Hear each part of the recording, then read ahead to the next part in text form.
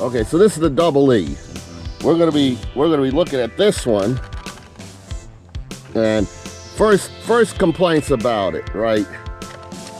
Plastic, tracks with no grips, right?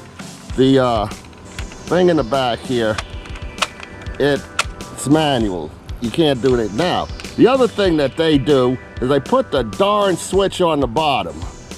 Now, I don't know why anybody in their right mind would put something that got to ride in dirt underneath. That's what they do. Now, what I have here is all my things, all my bulldozers are in 1/25th scale. Obviously, this isn't going to cut it for it, but we're going to still test it.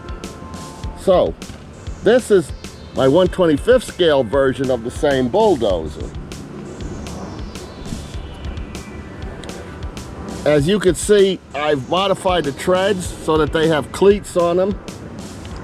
No more switch underneath, no more stupid switch on the bottom.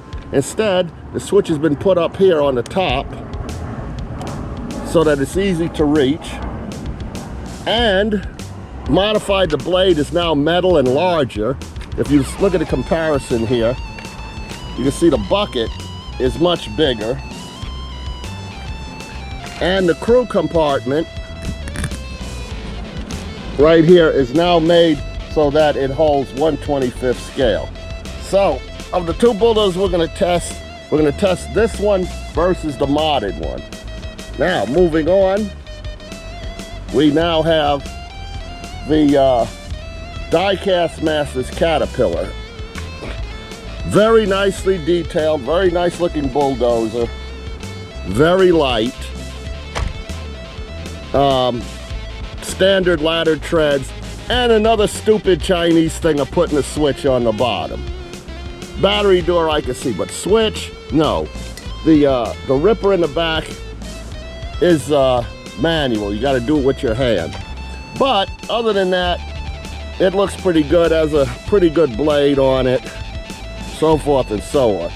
Now, the modded one, which I have right here. I want you to see the difference. Look at them treads. Big cleats, big teeth. No more battery on the bottom. Instead, what we did, switch on the bottom, I put the switch up here at the top on the side. That way it's not in the dirt like the other ones that get muddy and corroded. It's up here. We charge the battery through a port in the rear, so you don't have to open this. And by the way, both this and the double E have pitiful, tiny little batteries in them. So in this one, you can't see it, but I'm using a great big lithium-ion battery inside the crew cab to run it. So this one will be versus the one out of the box. Lastly, we got the Huina. Now, of all the bulldozers made, this one actually out of the box, this one is pretty darn good.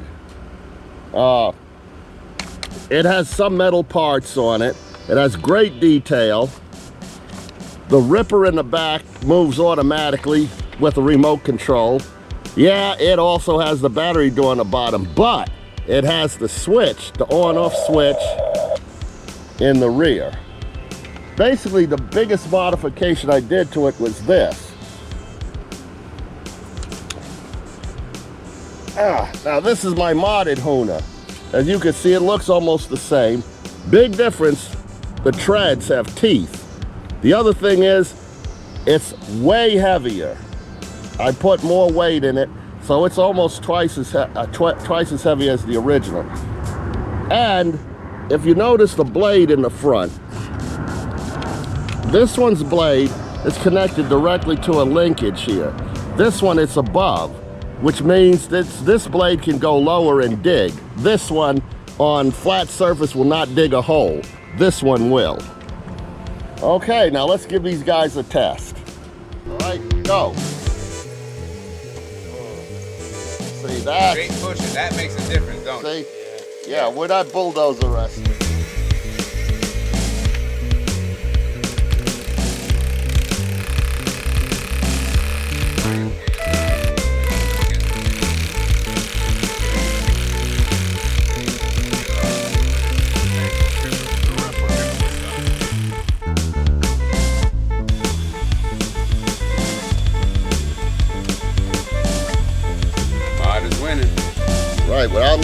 weight of nothing. The rod is pushing it. Rod's winning. And you're off the board. Off the board.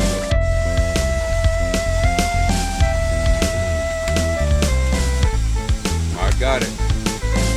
Yep.